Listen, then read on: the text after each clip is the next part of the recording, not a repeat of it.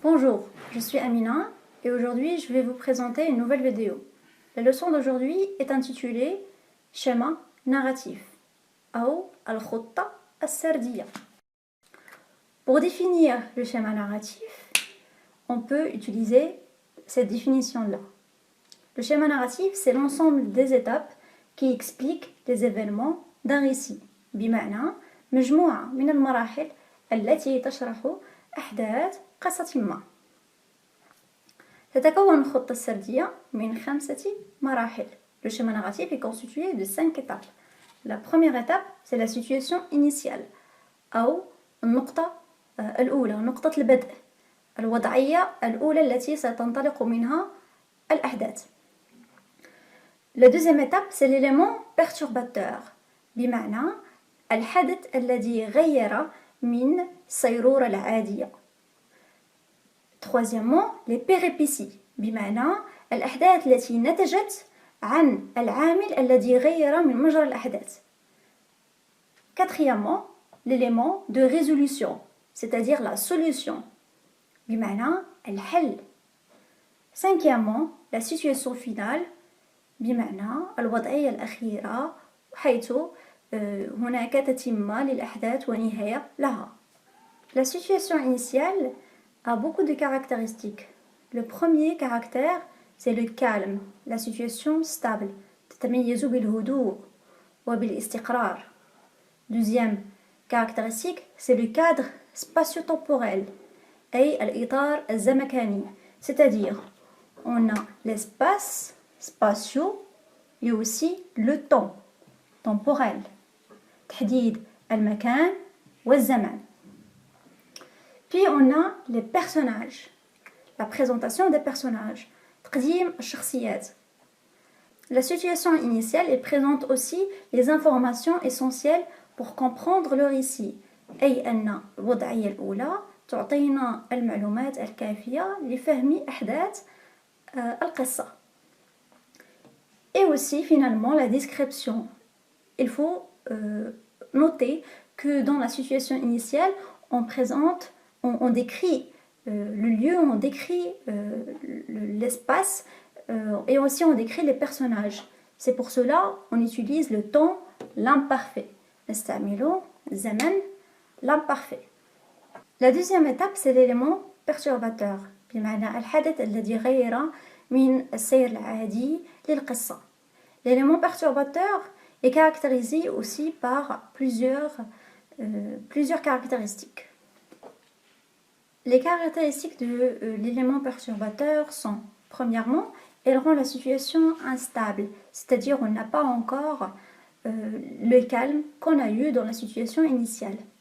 Deuxièmement, l'utilisation du passé simple, استعمال زمن, le passé simple. Et aussi l'utilisation de plusieurs mots qui indiquent le début de l'élément perturbateur. L'utilisation de tout à coup, فجأة, soudain ou bien soudainement, brusquement. كل هذه الكلمات تعني حدثا مفاجئ.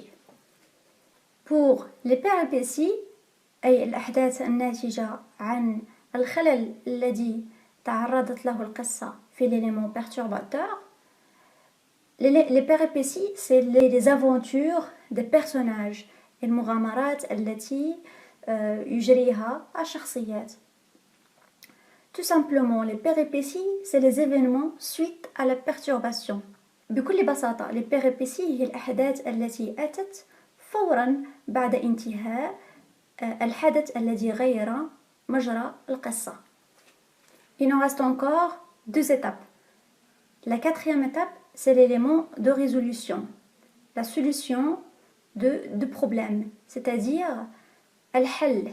On l'appelle aussi le dénouement, بمعنى فك العقدة التي خلقت في بداية القصة. Le dénouement, c'est l'élément de résolution, ou bien le dénouement, c'est l'événement qui amène à la situation finale.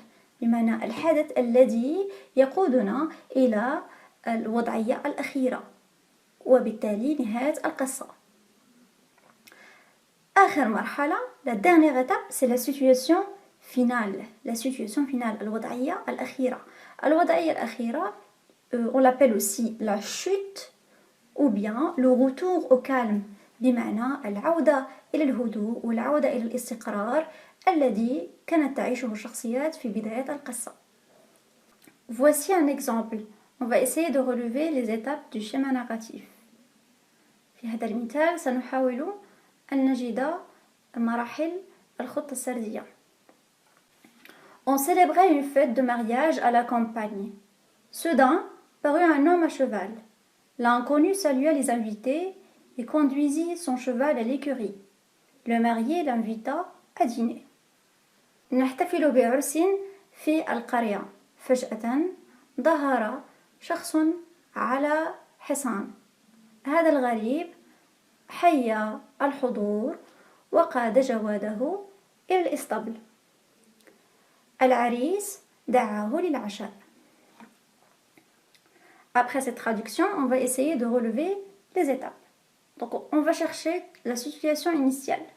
La situation initiale, bien sûr, elle sera au début du texte. Comment on va la détecter? Remarquez premièrement, célébrer.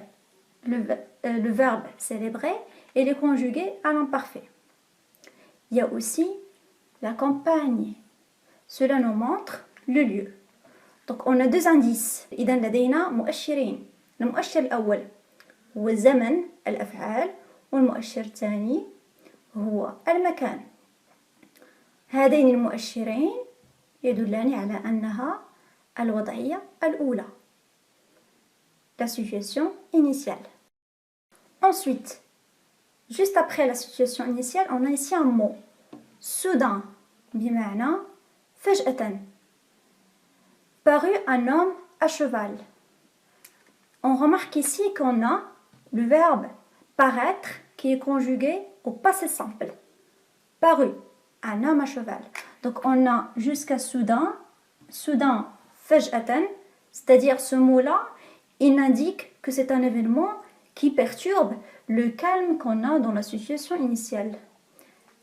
الحدث الذي سيأتي على الفور هو حدث قام بتغيير الاستقرار الذي كانت تعيشه الشخصيات في بداية النص. Parut un homme à cheval. Soudain parut un homme à cheval يسمى l'élément perturbateur. لدينا الآن الوضعية البدئية, la situation initiale, l'élément perturbateur. L'étape qui va venir ensuite sont les péripéties. Donc on va essayer ici de chercher les péripéties. On a premièrement l'inconnu salua les invités. Toujours l'utilisation du passé simple. Et conduisit son cheval à l'écurie. Donc de l'inconnu jusqu'à l'écurie, elle présente les péripéties. Notez bien que l'inconnu salua les invités, c'est la première péripétie. Conduisit son cheval à l'écurie, c'est la deuxième péripétie. لا تنسوا أن les péripéties أي الأحداث الناتجة عن العقدة هي ليس بالضروري فقط أن يكون لدينا حدث واحد، فيمكن أن تكون لنا أحداث عديدة ونتائج كثيرة. في مثالنا هذا عندنا حدثين. وأخيرا بقي لنا فقط حدث أخير هو le marié l'invita à dîner. العريس دعاه للعشاء. Bien sûr ici c'est un texte qui est très court, donc on n'a pas beaucoup de développement des événements. ليست لدينا تطور كثير للأحداث، فبالتالي فإن هذه الجملة تمثل فقط الوضعية الأخيرة التي ستنتهي بها القصة. إذا أعجبك هذا الفيديو لا تنسى أن تضغط على اشتراك، ضع لايك وتفعيل الجرس.